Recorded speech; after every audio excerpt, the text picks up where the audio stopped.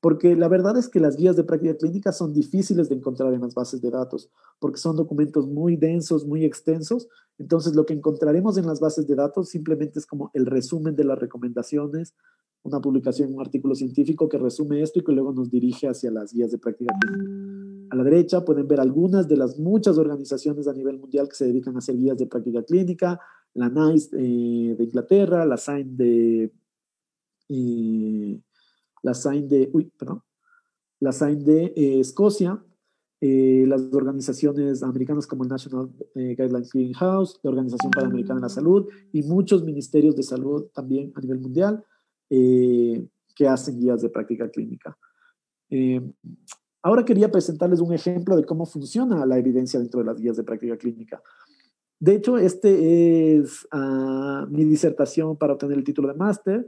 Lo que hicimos fue una revisión de la calidad de las guías de práctica clínica sobre la prevención y tratamiento de caries dental a nivel mundial.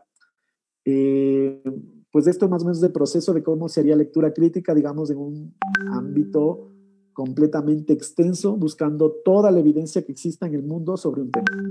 Entonces encontramos más de 1000 referencias, luego escribíamos esto y tal, y finalmente nos quedamos con 40 posibles guías de práctica clínica, mejor dicho, perdón, con 40 guías de práctica clínica sobre prevención y tratamiento de caries dental. Es decir, ¿recuerdan esta forma de la pirámide? Que mientras más arriba está también es más, el volumen de la sección es más pequeña. Esto responde a que hay menos estudios también en esas secciones de la pirámide. Entonces, si aquí hay 40 sobre caries dental, prevención y tratamiento, hay 40 guías de práctica clínica, imagínense cuántas revisiones sistemáticas habrán y cuántos ensayos clínicos y cuántos cortes y cuántas series de casos, etcétera, etcétera. Entonces, por eso es que es lo importante de siempre empezar por arriba de la pirámide para tratar de también encontrar ya toda esa evidencia resumida y poder hacerlo de forma más fácil. ¿Qué nos encontramos? Nos encontramos guías en 4 idiomas diferentes, de más de 17 países diferentes también. ¿Cómo estuvieron distribuidas estas guías? Estas guías estuvieron distribuidas, 25 fueron de prevención, 13 de prevención y tratamiento y 2 únicamente de tratamiento de caries. Entonces, como ven, podríamos pensar que a nivel de prevención en salud oral no hay tantos de estos documentos, porque me ha pasado mucho que dicen, no, doc, pero es que de tratamiento hay un montón, y luego yo voy a buscar guías de práctica clínica y no hay. Y digo, no, no, más bien de prevención hay muchísimo más, sobre todo en odontología. Finalmente, lo que hicimos en este estudio fue evaluar la calidad de estas guías de práctica clínica con un instrumento validado que se llama GRI2, que es un instrumento diseñado específicamente para evaluar guías de práctica clínica. Y lo que pueden ver aquí son los resultados por cada dominio de la herramienta. Esta herramienta tiene 6 dominios que evalúa diferentes partes de la guía de práctica clínica, como el alcance y los objetivos, la participación de las personas que hicieron la guía, el rigor en la elaboración, la claridad en la presentación, la aplicabilidad de estas guías, que es una parte importantísima, y la independencia editorial.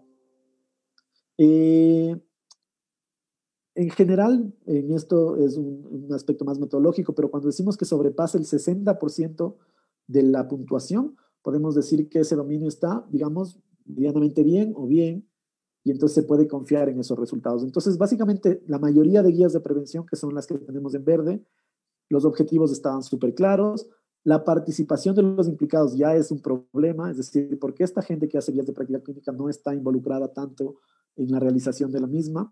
El rigor en la elaboración, que es una parte fundamental, es decir, cuán bien se hace la guía.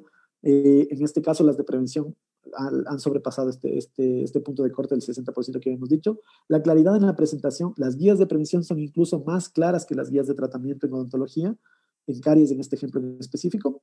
Pero miren lo que pasa en la aplicabilidad.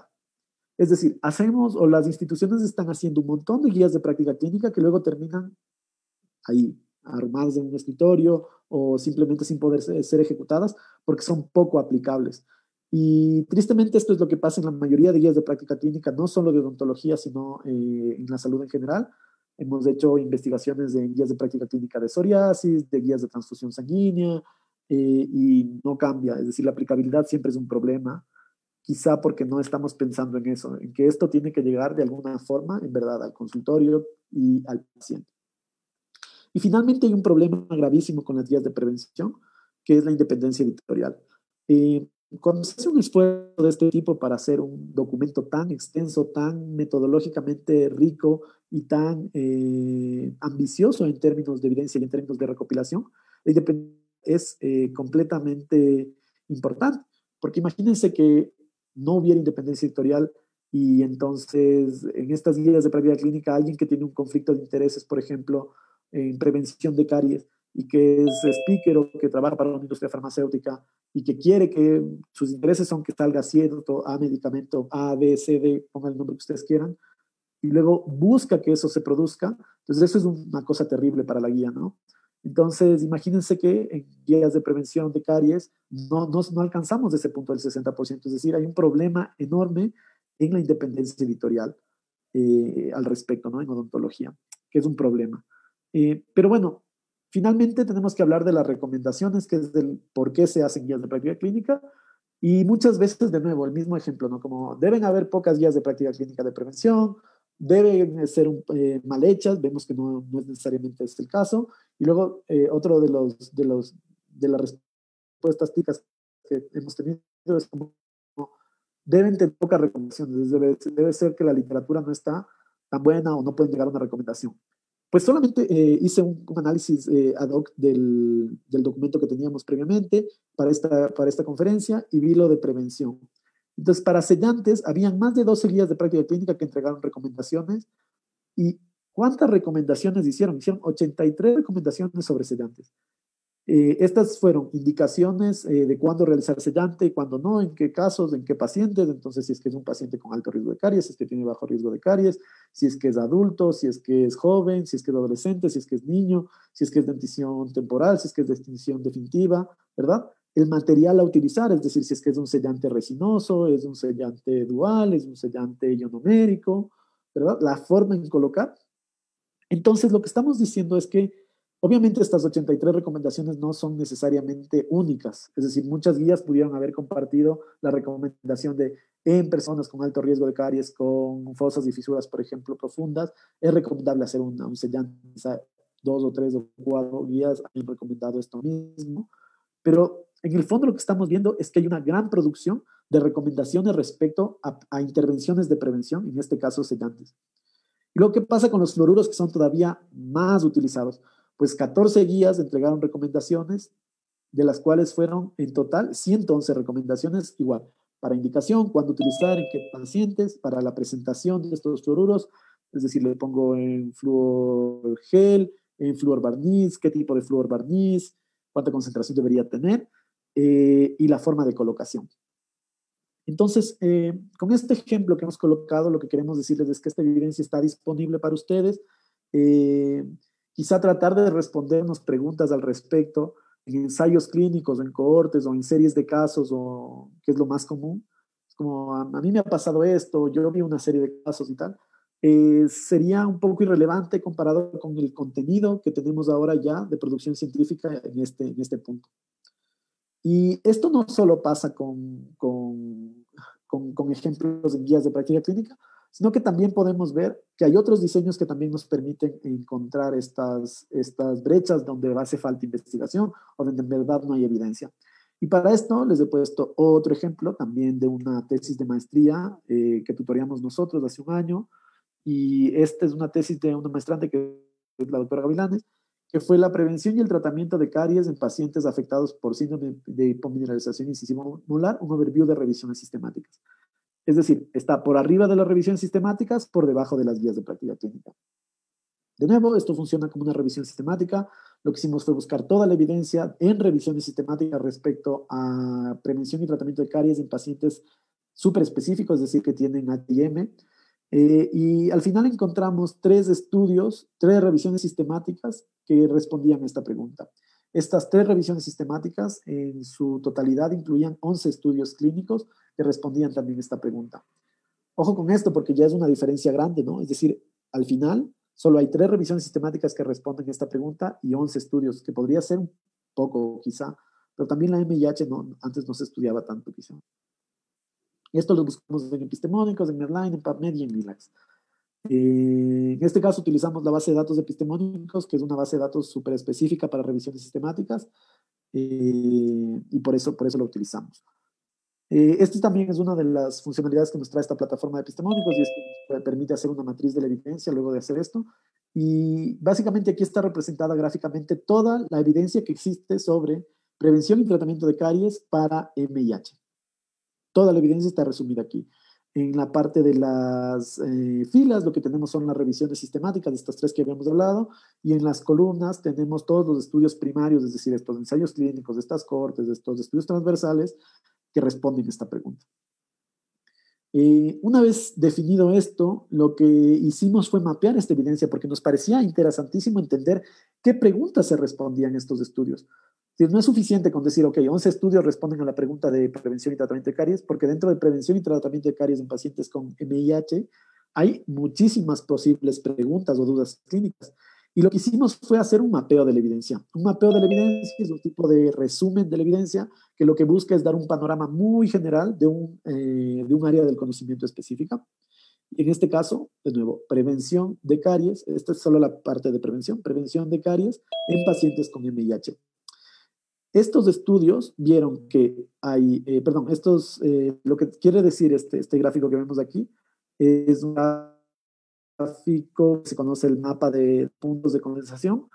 Esto define que mientras más grande es el punto, ¿verdad? Y ustedes le pueden ver ahí el tamaño del punto porque dice 83, 30, 32, 50, 94. Mientras más grande es el punto, quiere decir que más pacientes fueron incluidos en global entre esos 11 estudios para esa pregunta en específico. Y abajo tenemos el código de color de las preguntas, ¿verdad? Entonces dice, ¿qué pasa si es que yo aplico CPP, ACP, que es un tipo de agente de fluorización, versus flúor convencional? ¿Y qué pasa si a eso le aplico además ozono? ¿Y qué pasa si aplico eso versus ozono? ¿Y qué pasa si es que aplico sellante adhesivo versus sellante convencional? ¿Y qué pasa? Etcétera, etcétera. Son todas esas diferentes preguntas que están representadas por los diferentes colores. ¿De acuerdo? ¿Qué es lo interesante de este gráfico? Es que si ven, todos están alineados, o la mayoría están alineados en esa línea del 1, y esa línea del 1 lo que representa es que solamente un estudio responde a esa pregunta en específico. Es decir, solamente un estudio con 94 pacientes incluidos, que es del verde oscuro, responde a la pregunta sellante más adhesivo versus sellante convencional en pacientes con MIH para prevención de caries en esos pacientes. Solo un estudio y solo con 94 pacientes. Eso es poquísimo, poquísimo para tomar una decisión clínica. Estamos hablando de toda la evidencia que se podía encontrar en el mundo. Luego, tenemos otras que son estas, por ejemplo, entre los otros fármacos, que ya tienen dos estudios que es la primera que está acá con el número 83. Entonces, por ejemplo, en este otro caso, estamos viendo que hay muchas preguntas diferentes sobre prevención de caries en MIH que simplemente no se están estudiando tanto. Entonces tenemos un montón de referencias, un montón de información sobre prevención y tratamiento de caries, digamos, en pacientes, podríamos decir, sin MIH y sin otras patologías, como pacientes, digamos, más usuales en el consultorio, pero nos está faltando un montón de evidencia respecto a este otro grupo de pacientes que también son importantes, pero que no sabemos si es que les va a resultar lo mismo que les resultaba a estos pacientes que habíamos visto en el ejemplo anterior. Entonces es importantísimo que podamos ver este tipo de documentos porque tendremos que tomar una decisión con la poca evidencia que hay. Es decir, tomar una decisión con 30, 50 pacientes que se han realizado esto es poca experiencia al final. Entonces, de nuevo, esto tendrá una baja calidad de la evidencia y finalmente tendremos que tomar una decisión muy basada en la experiencia y en los valores y preferencias del paciente. Este es otro ejemplo que queríamos proponer para esta charla. Ya estoy llegando al final para mantenernos en los tiempos. La pregunta final es, entonces, ¿se puede utilizar en verdad OBE para preguntas de prevención, tomando en cuenta que hay temas que tienen muchísima evidencia dentro y otros temas como el segundo que tienen no tanta evidencia dentro? Y la respuesta es que sí se puede utilizar, pero que hay que tener claro varios factores y varias estrategias que necesitamos. En general, el mayor problema que tenemos cuando nos enfrentamos a la evidencia científica es que los usuarios de esta evidencia no saben cómo buscarla. No saben cómo buscarla y se frustran. Y ustedes no me dejarán mentir, ya me dirán en los comentarios o en las preguntas que dejen al final. Ustedes dicen, bueno, ok, tengo el interés de responderme esta duda que me surgió y ponen ustedes, ¿qué es mejor para el MIH, para la prevención de caries? Y le dan enter en el buscador, ¿verdad? Y les salen 10.000, 20.000, 30.000, 40.000 resultados, ¿verdad? ¿Sí? Y eso es un problema, y eso es un problema enorme, porque en general no se puede leer todo eso, y entonces uno se frustra y no puede hacerlo, y tiene que encontrar una forma de solucionar este problema. Y la forma son las estrategias que les presentaremos a continuación. Perdón un momentito.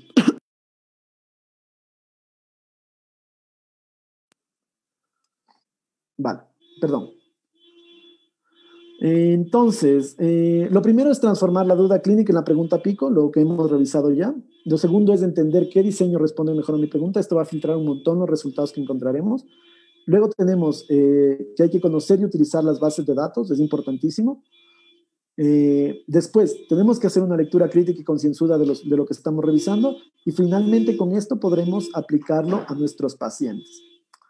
Yo creo que nos hemos ceñido al tiempo, que siempre es mi mayor problema en las presentaciones, pero esto es lo que quería comentarles. Si tienen duda o pregunta, estaré muy gustoso en poder responderla ahora. De nuevo, agradeciendo la invitación a POPS para esta conferencia.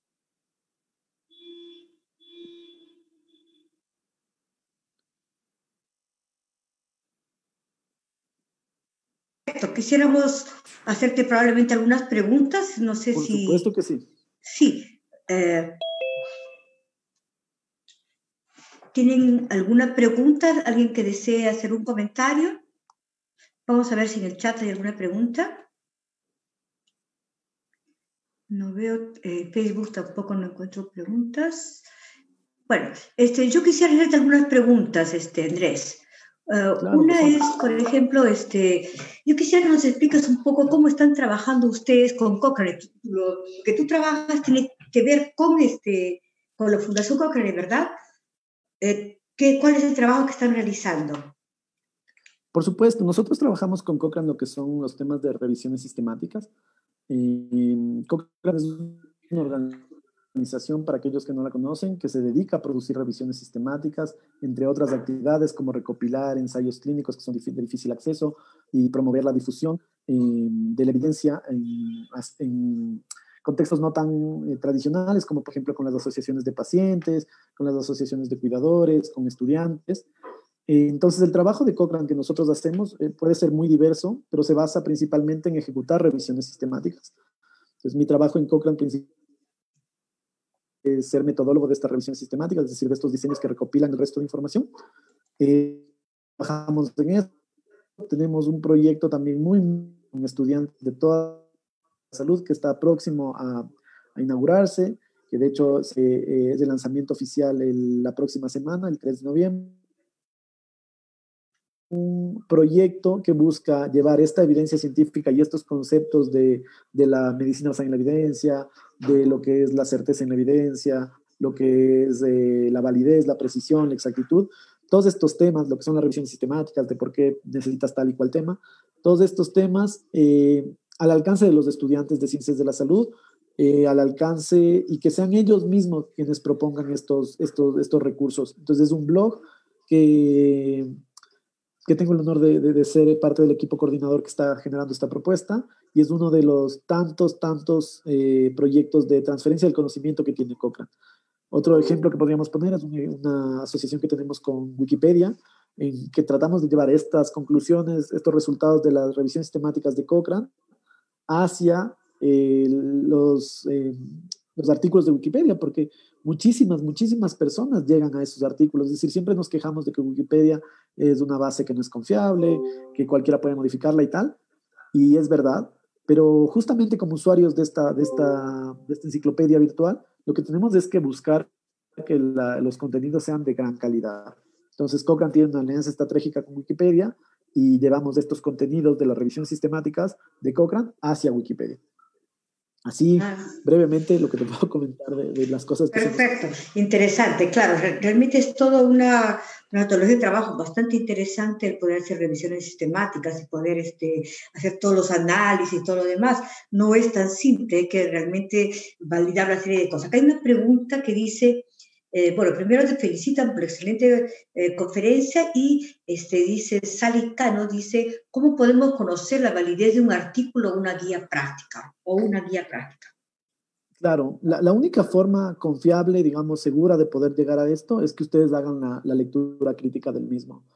No hay fórmulas mágicas, no es como que si es Cochrane siempre va a ser seguro, o si es que es de tal organización o está publicado en tal revista, entonces siempre va, estoy seguro de que va a ser la evidencia súper confiable.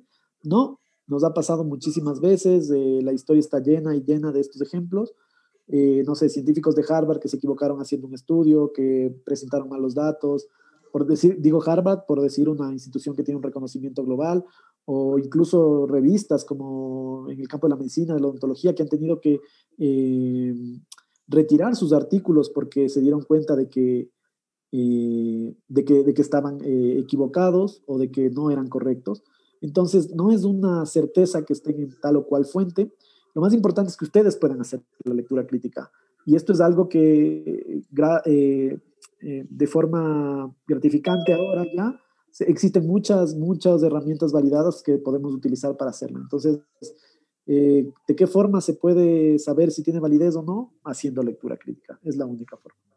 ¿Y cuáles serían más o menos los ejemplos para tener más o menos una metodología buena para que uno mismo pueda hacer esas lecturas críticas?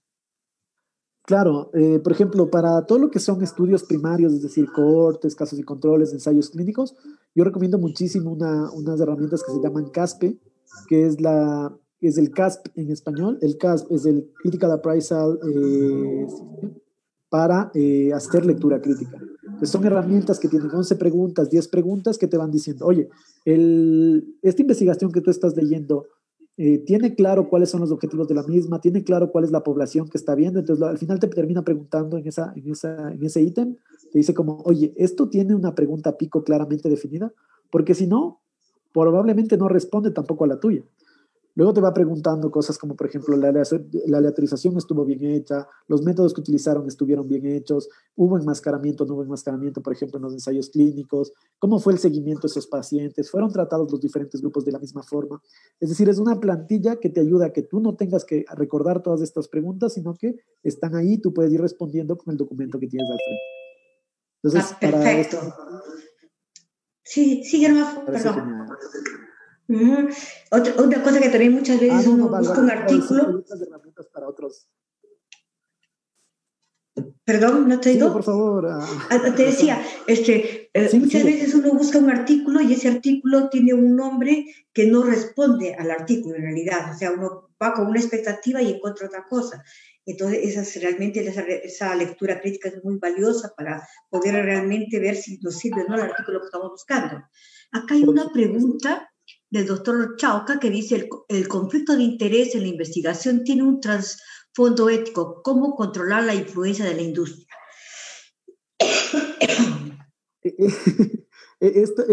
Ojalá tuviéramos una respuesta sencilla para esto, mi estimado doctor Chauca. Pero la verdad es que la forma más fácil, digamos, y real que tenemos para esto es declarar los conflictos de intereses.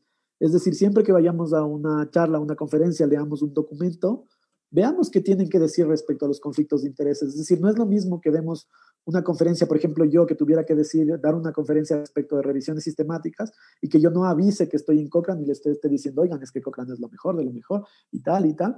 Y probablemente ustedes me creerán, pero no saben que yo tengo un conflicto de interés ahí, ¿verdad? No, podrían no saberlo, pero pasa lo mismo con la industria farmacéutica, pasa lo mismo con la industria de los azúcares, por ejemplo. Muchísima investigación financiada por la industria de los azúcares, lo que han hecho es llevar la atención de la investigación hacia otros lados. Es decir, dejar de investigar los azúcares para investigar cualquier otra cosa y dejar tranquilos a los azúcares porque les interesa seguir vendiendo, por ejemplo. Entonces, lo principal dentro de investigación o dentro de una conferencia en un ámbito científico es que los expositores, los autores, expresen sus conflictos de intereses de forma clara. Ya luego dirán los lectores y dirán, bueno, ok, yo me puedo creer que este sellante, que estos resultados de esta investigación que dicen que este sellante es mejor que aquel o que este sellante es mejor que no hacer nada, de una persona que tiene un conflicto de interés muy grande porque trabaja para la industria que fabrica ese sellante, ¿verdad? Pues es eso lo que tenemos que preguntarnos, pero es algo que no estamos viendo necesariamente todo el tiempo. Imagínense que la investigación muchas de las veces es como publicidad, pero publicidad científica, es decir, hay muchos casos en los que vas a ver los resultados, como decía Rosana, y no tiene nada que ver con lo que te prometía el título o el resumen del artículo. Pero mucha gente se queda solo con el título y con el resumen, y entonces luego existe todo este problema de la desinformación después. Esto sería un poco lo que podría responder a esto, pero por supuesto tenemos largo para debatir.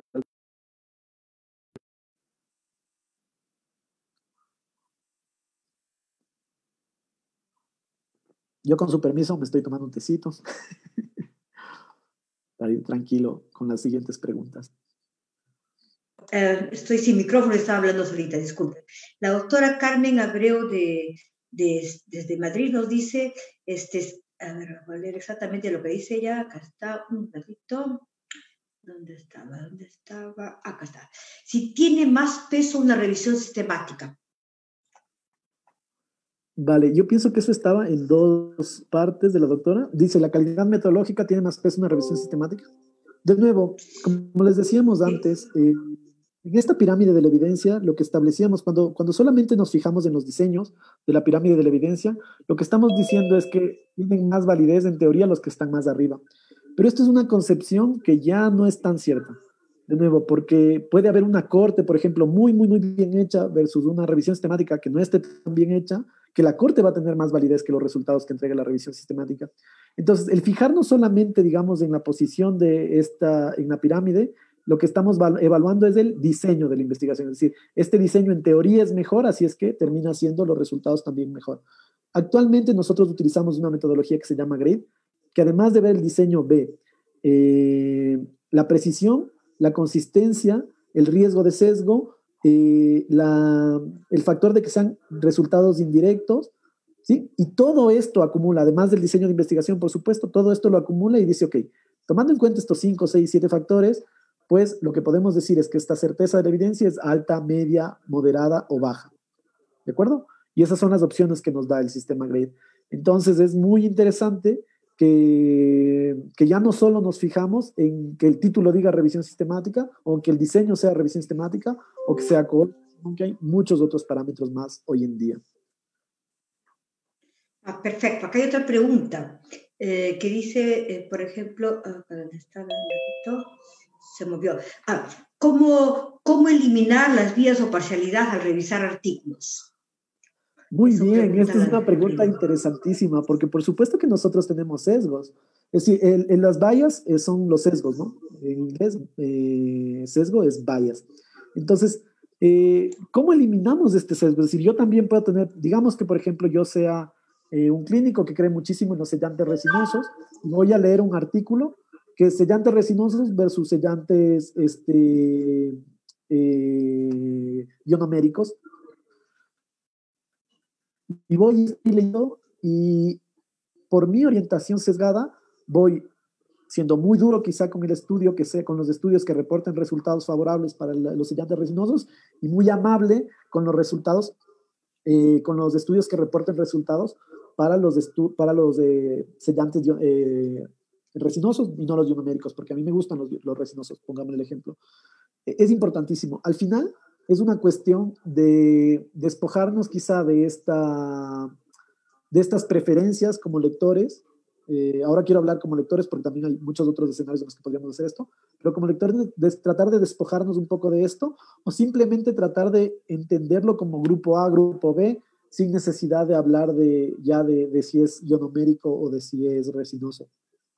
Pero esto es algo muy importante, es decir, nosotros también podemos estar sesgados, incluso contra la industria farmacéutica puede haber un sesgo inexistente, es decir, que siempre estemos como tratando de ver dónde está metida la industria, y que a pesar de que esté ahí, no necesariamente va a producir un conflicto de interés. Por esto es lo que decimos siempre, es importantísimo que se reporten estos posibles fuentes de conflicto y que luego el usuario sea quien defina, ok, existe un conflicto claro y la dirección de los resultados podrían inducir a que se profundice este conflicto o no.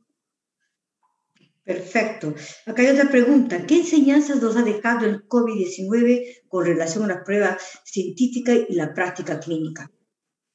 En verdad, qué buenas preguntas que hace el doctor Saúl.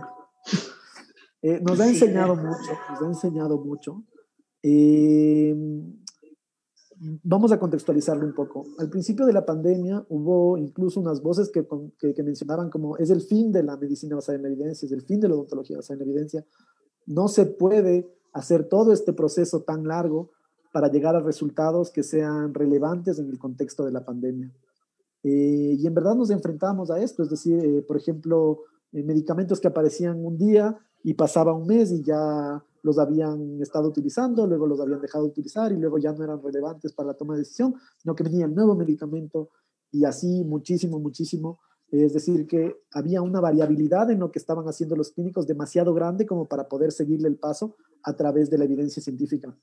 Y se trabajó muy duro, mucho y muy duro, mucho trabajo colaborativo. Y, por ejemplo, una revisión sistemática normalmente se realiza entre 1 y 2 años, es el tiempo normal que se realizaría una revisión sistemática. Hay la versión abreviada de la revisión sistemática, que es una revisión rápida de la literatura. Sigue los mismos métodos que la revisión sistemática, pero omite ciertos pasos. Y esto hace que tenga un poco menos de calidad, pero también es buena. Y estos documentos se generaban algo así entre 3 meses, 4 meses y 8 meses, 9 meses. Es decir, todo lo que era menos de un año era considerado una revisión sistemática rápida. Pero no, en el contexto de la pandemia no tenemos de 3, 4, 5, 6, 7, 8 meses, sino que necesitábamos respuestas mucho más rápidas. La solución fue seguir confiando en la medicina basada en la evidencia, o al menos los científicos es lo que proponemos, es decir, queremos seguir confiando en la medicina basada en la evidencia, y hemos hecho esfuerzos enormes por unir grupos de investigación para realizar estos trabajos. Yo les puedo poner varios ejemplos. Por ejemplo, está la herramienta LOB de COVID-19 de la Fundación Epistemónicos, que es una herramienta que tiene toda la evidencia condensada de más de 40 bases de datos. Es decir, en vez de tener que ir a buscar en cada una de esas bases de datos, puedo buscar solamente en este repositorio y encontrar toda la evidencia sobre COVID-19. Eso ya es un avance enorme. Esos son meses y meses de investigación ahorrados. Ahí han trabajado más de 100 personas, más de 100 investigadores haciendo este repositorio. Así como hay este repositorio de la Fundación Epistemónicos, hay otros repositorios a nivel mundial, en Estados Unidos, universidades de centros de investigación en Australia. La misma Cochrane ha estado trabajando en esto. Entonces, lo que hemos encontrado es que se necesitan soluciones un poco más rápidas, pero sin dejar de lado el proceso científico, y para eso necesitamos la unión de muchas más personas. Para ponerles un ejemplo ya más enfocado en odontología, el grupo de Cochrane de salud oral desarrolló en algo así como 2 meses y medio una revisión de todas las recomendaciones que se hicieron respecto a si reabrir o no reabrir y cómo reabrir los consultorios dentales tras el confinamiento en la pandemia. También tienen otra revisión sistemática en la que algo les pudimos colaborar respecto a cuál es el riesgo de propagación del COVID-19 en el contexto del consultorio odontológico con los procedimientos productores de aerosoles. Entonces, esto de nuevo ha pasado en marzo, que fue como el boom, o febrero, marzo, que fue como el boom en Europa, y luego en marzo, abril, que fue el boom acá o la primera ola aquí en Latinoamérica, y pues para junio, julio ya teníamos estos resultados de esta investigación. Entonces, de nuevo, nos ha dejado muchas lecciones del COVID-19, seguimos aprendiendo de él. Es importantísimo que entendamos que para lograr salud basada en evidencia, para lograr generar la mejor evidencia posible, es indispensable el trabajo colaborativo, y esto es lo que nos ha permitido salir un poco más adelante al respecto. Ah, sí, interesante, porque realmente hemos tenido durante toda esta época idas y venidas de muchas cosas. La misma OMS decía una cosa un día, después cambiaba de posición o daba un ejemplo y no era necesariamente ese, y cosas así hemos pasado, pero sin embargo, toda esta situación de alguna manera también nos ha abierto la visión a otras cosas, que también creo que es muy interesante, como el poder reunirnos a distancia o el poder discutir algunas cosas o analizar en más profundidad tal vez, ¿no? ¿Tú qué piensas, cómo ha contribuido con nosotros todo eso, Andrés? No, por supuesto que sí. Esto ha sido increíble la oportunidad de trabajar con equipos a nivel mundial, porque generalmente había esta limitación un poco más geográfica o con la red que uno podía generar. Se ve menos en nuestro tipo de investigación, que es siempre colaborativa. pero incluso en esta vimos una expansión completamente increíble durante la pandemia, muchas personas dispuestas a colaborar, muchas instituciones dispuestas a incluirte en sus investigaciones, en sus discusiones, la misma oportunidad de conversar que tenemos hoy en día desde diferentes partes del mundo. Escuchaba que la doctora Abregu está en Madrid, ustedes en Perú, acá habemos varias personas aquí en Quito y de otras partes, entonces es importantísimo esta lección que nos ha dejado y ojalá que la aprendamos bien y que podamos continuar esto en la vida post pandemia.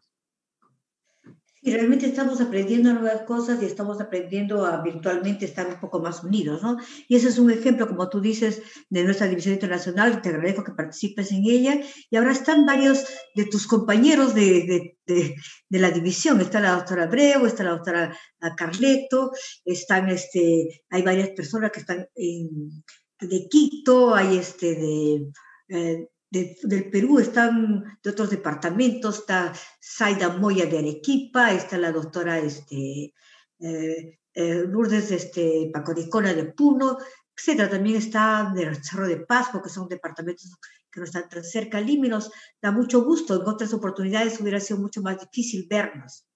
Entonces es bonito el grupo de ver que podemos compartir muchas cosas juntos. Nos ha dejado mucha tristeza, muchos problemas, pero sin embargo nos ha permitido aprender muchas cosas desde nuestras casas.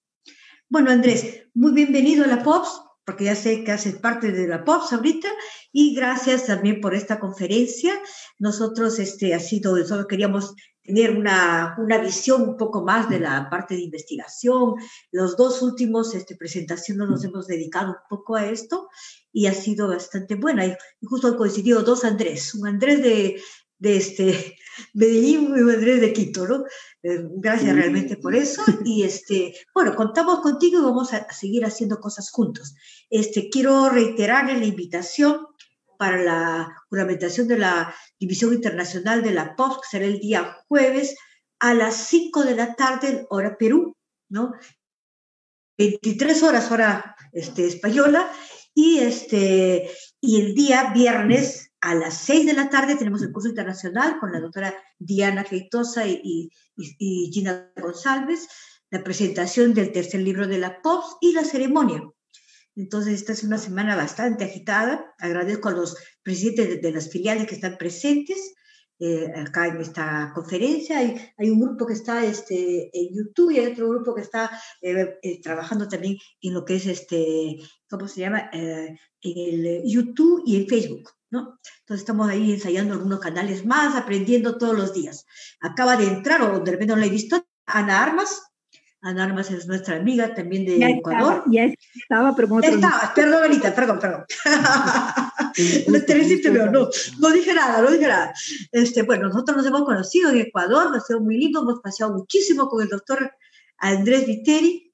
Gracias por eso y gracias por venir acá. Bueno, en este momento, entonces, después de las invitaciones y de agradecimiento a todos los que han participado, hay muchos que han participado de casi todas las 12 conferencias que hemos hecho.